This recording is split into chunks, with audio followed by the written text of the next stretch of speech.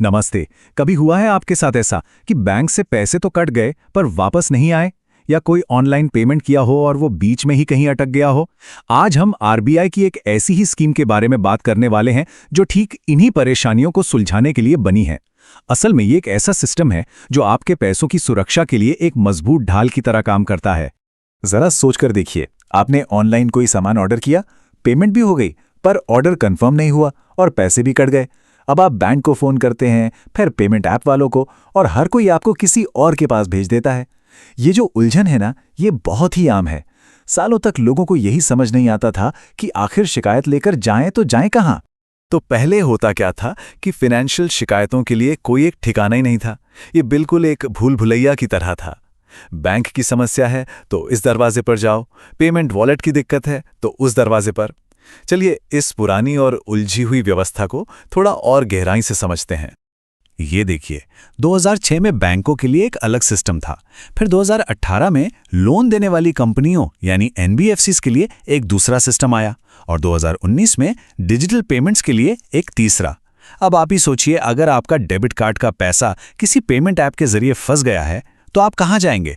Bank वाले system के पास या पेमेंट ऐप वाले के पास? बस यही जो कंफ्यूजन था ना, ये अक्सर लोगों को शिकायत करने से ही रोक देता था। तो इस सारी उलझन को, इस पूरी प्रक्रिया को आसान बनाने के लिए आरबीआई एक बहुत बड़ा, एक जबरदस्त बदलाव लेकर आया।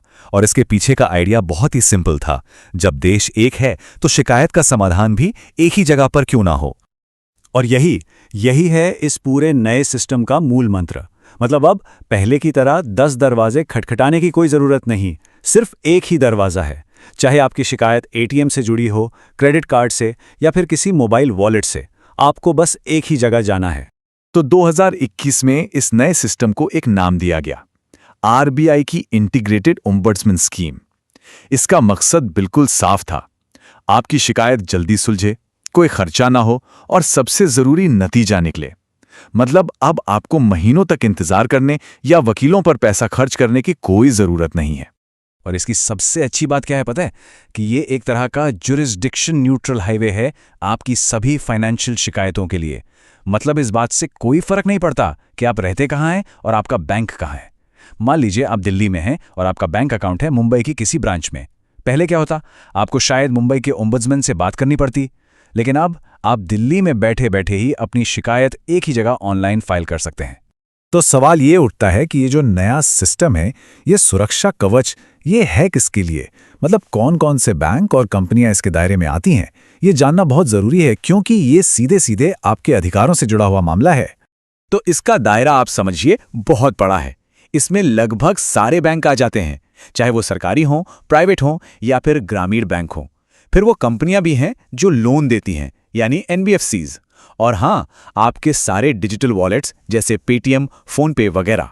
इतना ही नहीं, वो कंपनियां भी इसके दायरे में हैं जो आपका सिबिल स्कोर बनाती हैं। मतलब पैसों से जुड़ा लगभग हर संस्थान अब इस एक कानून के अंडर है। लेकिन सबसे बड़ा सवाल तो अब आता है कि इस सिस्टम के पास असली पावर कितनी है? क्या ये सिर्फ आपकी शिकायत सुनता है और आगे भेज देता है, या फिर ये बैंकों और कंपनियों पर एक्शन भी ले सकता है?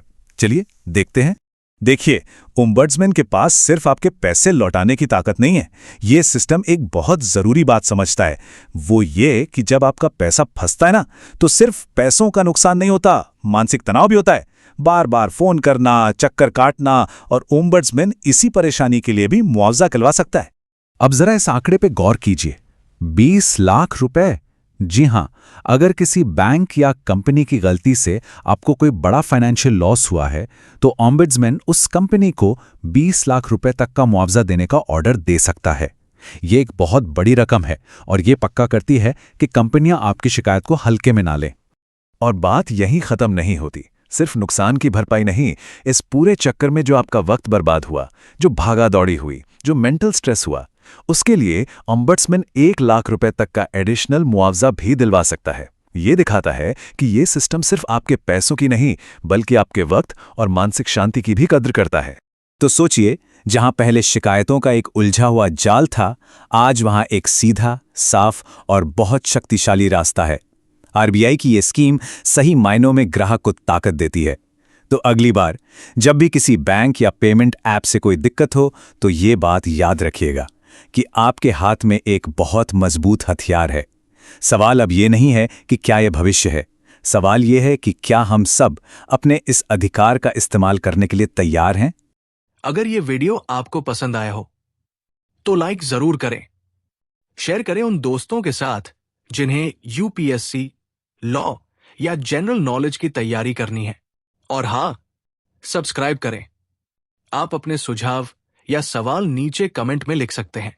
यूपीएससी एंड कॉम्पिटिटिव एग्जाम की गाइडेंस या मेंटरशिप के लिए संपर्क करें। Our contact information is given in description. धन्यवाद। मैं हूं कृणाल ठाकुर। मिलते हैं अगले भाग में। जय हिंद।